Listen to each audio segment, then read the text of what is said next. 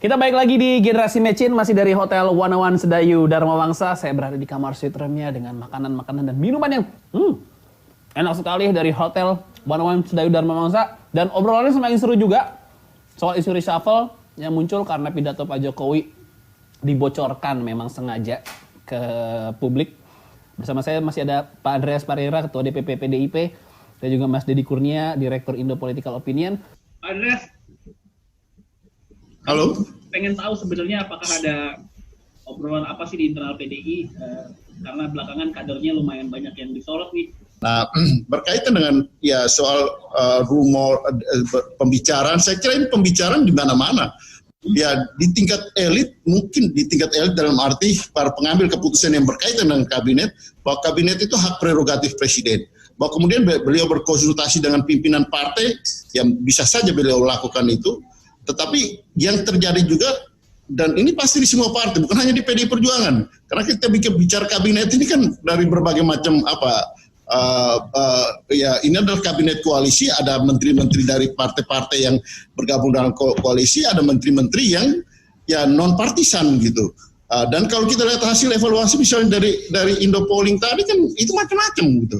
Nah, bahwa ini karena ya, artinya PDI Perjuangan ada juga dari PDI Perjuangan, dan yang terjadi adalah bahwa ini kemudian menjadi bahan pembicaraan, gosip politik, rumors politik yang ada di masing-masing partai, bahkan ada di masyarakat. Ini menjadi konsumsi publik, dan ini yang saya maksudkan, jangan terlalu lama pembicaraan yang jadi rumors ini terlalu lama, karena ini kan menyangkut kepercayaan publik terhadap para pembantu presiden, juga terhadap pemerintahan secara keseluruhan gitu. Nah, maksud saya juga kita bicara menyampaikan ini kan untuk kepentingan kita semua, kepentingan kalau pemerintahan berjalan dengan baik, bisa mengatasi situasi ini secepatnya, kan itu lebih itu yang kita harapkan kan. Saya kira masyarakat juga mengharapkan seperti itu gitu. Jadi kita bukan bicara orang per orang, kita bukan bicara partai per partai, tapi kita lihat dulu bagaimana apa yang disampaikan oleh Presiden di dalam konteks yang selalu beliau ulang-ulang di dalam pengarahan itu, untuk 267 juta masyarakat, itu yang paling penting gitu.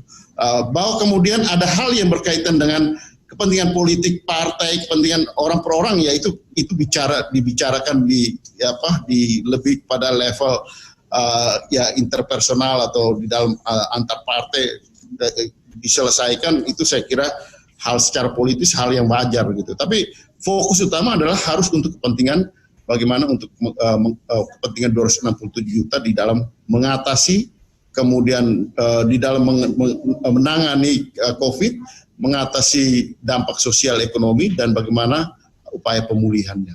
Oke, saya juga mau tanya ke Pak Andreas sebagai anggota DPR menilai kinerja pemerintah yang menurut pidatonya Pak Jokowi secara progres mengecewakan lah ya. Nah, menurut Pak Andreas sendiri sejauh itukah mengecewakannya kinerja pemerintah, Pak Andreas, sampai harus marah Pak Jokowi?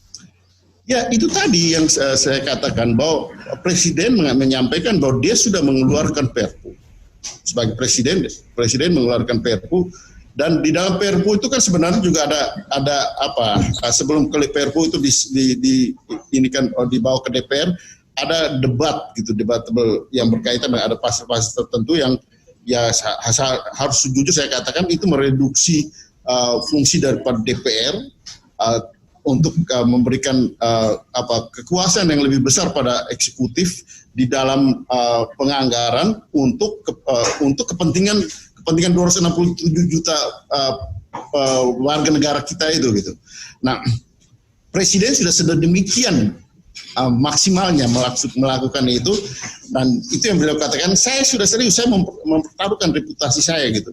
Tetapi ya bagaimana respon dari para pembantunya, para birokrasi, bukan hanya menteri, karena menteri membawa birokrasi lah yang menjadi pelaksana di lapangan. Tapi toh bagaimanapun kepala daripada birokrasi di setiap kementerian itu kan tanggung jawab itu ada di tangan para menteri, para pembantunya, gitu, pembantu presiden. Menteri adalah pembantu presiden, gitu.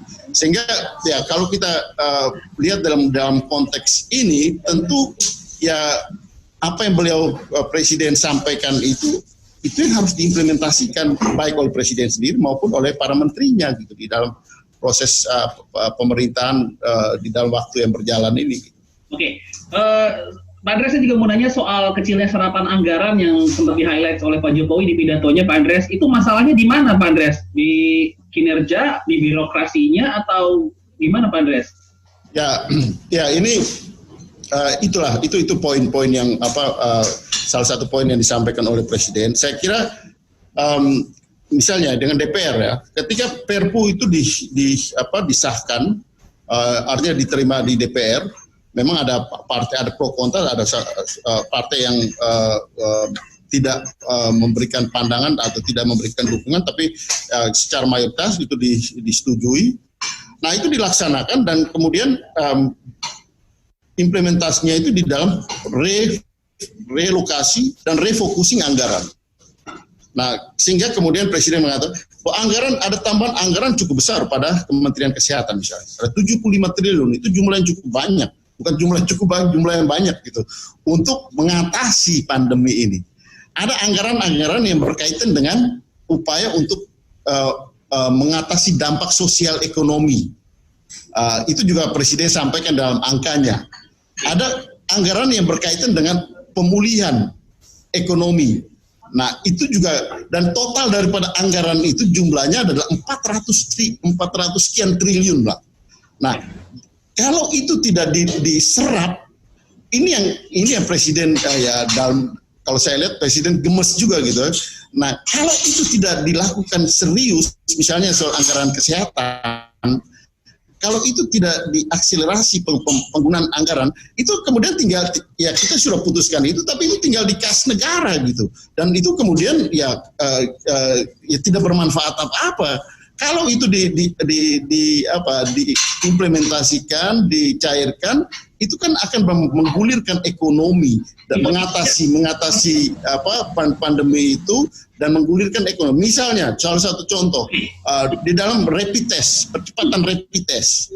Nah, gunakanlah anggaran itu untuk melakukan rapid test sebanyak-banyaknya sehingga dengan demikian kita tahu persis berapa jumlah yang terinfeksi dan ya apa yang berkaitan dengan penanganan inilah gitu, yang berkaitan dengan penanganan. Di masyarakat jadi ada macam-macam, Pak Andreas. Apakah memang birokrasinya yang menghambat resapan menjadi kecil, atau curiganya jangan-jangan negara emang kehabisan uang, Pak Andreas? Yang mana nih jadinya nih spekulasinya jadi? Kalau kehabisan uang saya katakan itu tidak. Kenapa? Karena ini kan pembahasan anggaran itu adalah revisi. Revisi dari APBN 2020. Direvisi menjadi APBNP 2020 karena situasi COVID ini berdasarkan Perpu. Jadi artinya uang itu ada, tapi dipindahkan tadinya untuk bangun ini, untuk beli senjata, untuk ini dari tiap kementerian itu dipindahkan untuk lebih pada untuk dana untuk pandemi COVID-19 ini gitu. Misalnya saya ambil contoh. Di kementerian yang menjadi mitra dari Komisi 10 di mana saya berada di situ, anggaran untuk pendidikan, Kementerian Pendidikan itu tadinya 75 triliun sekian gitu.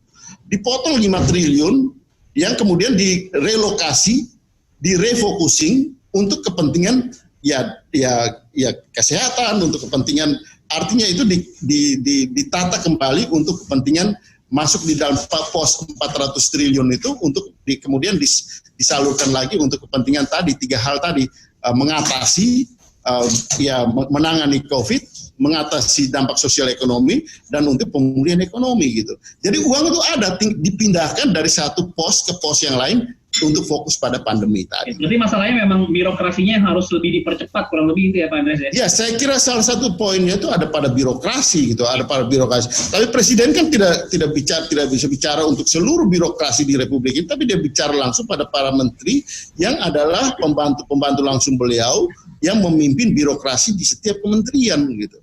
Oke. Siap, Mas Dedi, terima kasih. Pak Andreas, terima kasih. Kita lihat apakah yang akan dilakukan oleh Pak Presiden Jokowi setelah pidato kejengkelannya ini beredar. Apakah ada reshuffle atau ada lembaga yang dibubarkan, karena itu 2 poin yang besar disampaikan di pidatonya Pak Jokowi. Sekali terima kasih Pak Andreas dan juga Mas Dedi. Mana-mana, kita akan kembali lagi tetap di Generasi Mecin.